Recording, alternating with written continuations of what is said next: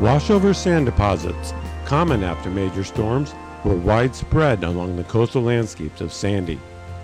This image at Ocean Bay Park shows clear examples of sand deposition known as washover. 14% of eroded sand landed back in washovers, often burying plants on oceanfront properties. I now show ground-level footage of plants impacted by Sandy and then point out means to overcome a washover event.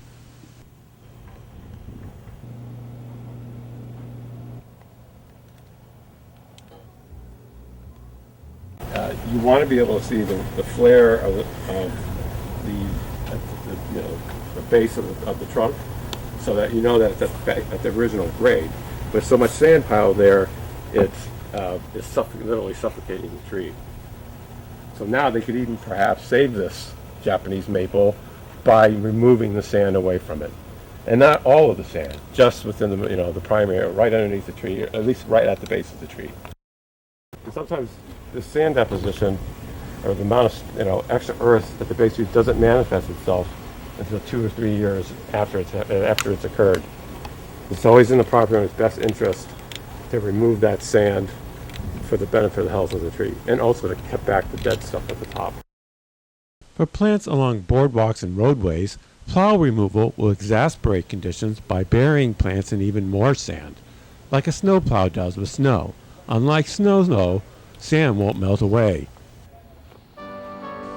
Removed sand can be recycled to strengthen primary dunes or to construct smaller dunes behind them. When dune reinforcement is planned well, like this one, washover deposits are used to one's great advantage, and because of savings, are a blessing for involved properties. For islanders, consider the freight charge for bulk sand.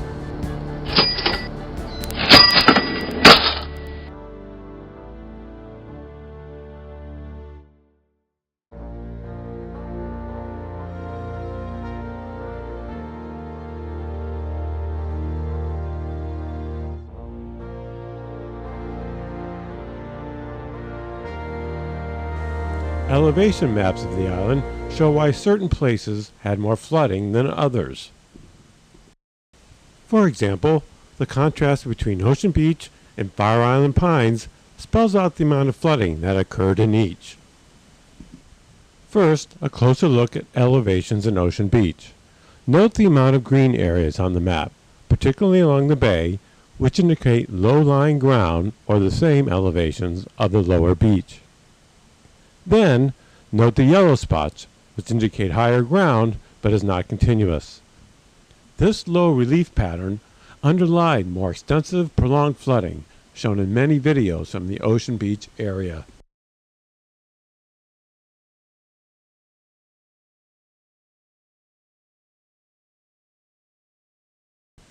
Now, a look at the pines. Note the green areas are somewhat limited to narrow bands along the bay and the central swale along Fire Island Boulevard. Flooding occurred along this main walk as water raced in from the ocean at Coast Guard Walk and Bayside from the Central Harbor. Now note the long, prominent yellow bands that run parallel to the ocean. These bands indicate the high ground of secondary dunes which floodwaters from Sandy could not easily get around.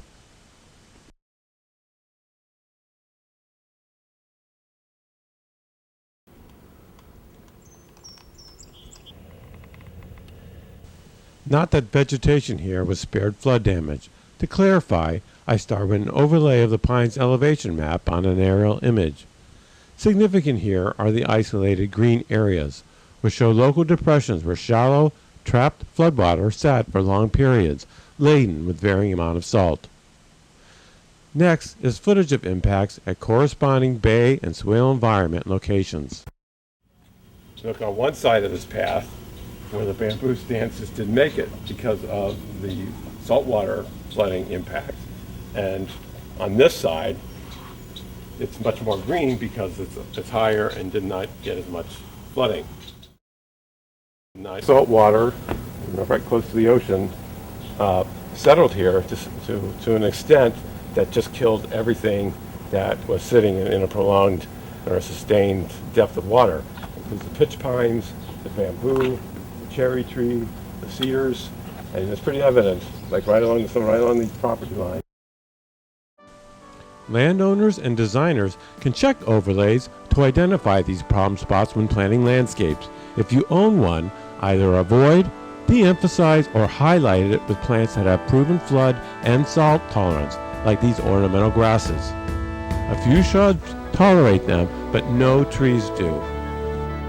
I highly recommend checking overlays because island depressions are not recognized easily. They straddle property lines, fences, and private and public land, meander underneath structures, and as here with bamboo stands, grade changes are subtle. But that bamboo stand enough. So it's large and not related.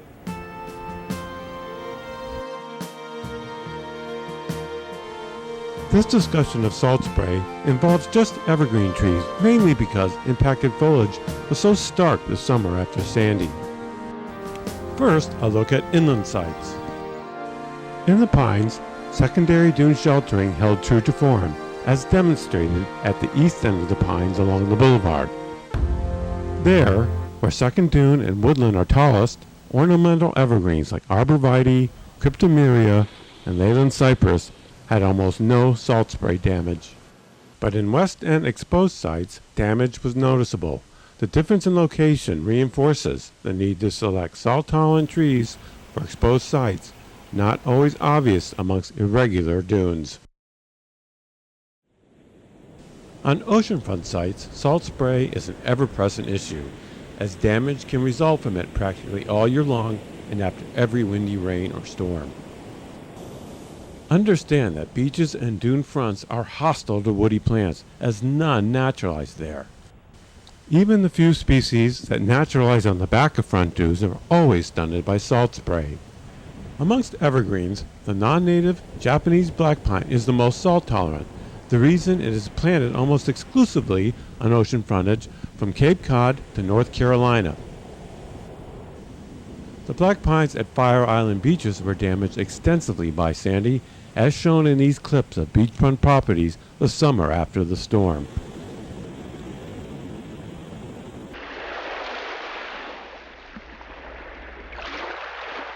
There are, however, potential composite factors for tree decline along the beach, such as erosion of root systems, wind throw of trees recently installed, poorly established, or eroded, and burial of trunk by washover. Be aware that trees like these black pines can recover from salt spray. Holly trees can, even when whole branches are defoliated. Where multiple impacts occur, a professional can assess the likelihood of plant recovery and if remedial measures are possible. At times, some removal is best to increase plant diversity. For black pine plantings on oceanfront dunes, supplement future and existing plantings with beach grasses and native dune trees and shrubs to create a dense woven mat that binds sand effectively.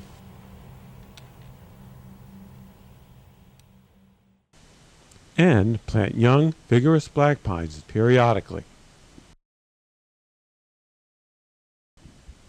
While black pines have a serviceable place at the beach and the bay, realize their lifespan is short, they seldom attain 20 feet in height, and, like these at Staten Island's Midland Beach, have flat-topped, windswept looks at maturity,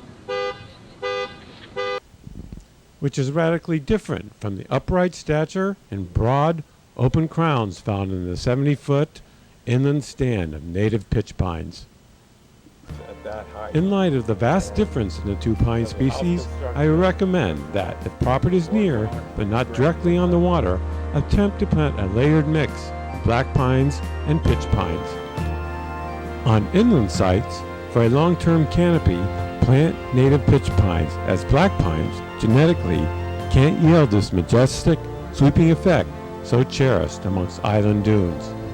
Most are not aware of the longer-term advantages of pitch pines and their difficult propagation. Because of that, owners must be patient to procure them from specialized nurseries and willing to pay more for them. In contrast, Japanese black pine is a lot easier to propagate, faster growing, and therefore a far better nursery plant, and in turn, widely available in a range of sizes from wholesale nurseries. If a long-term canopy and native habitat are your interests, make specification and delivery of native pines a high priority. That directive is sent to all northeast coastal areas where pines are native, from Cape Cod to Long Island to New Jersey, to maintain in these places the native, picturesque canopies and what is now so characteristic throughout the landscape of Sandy.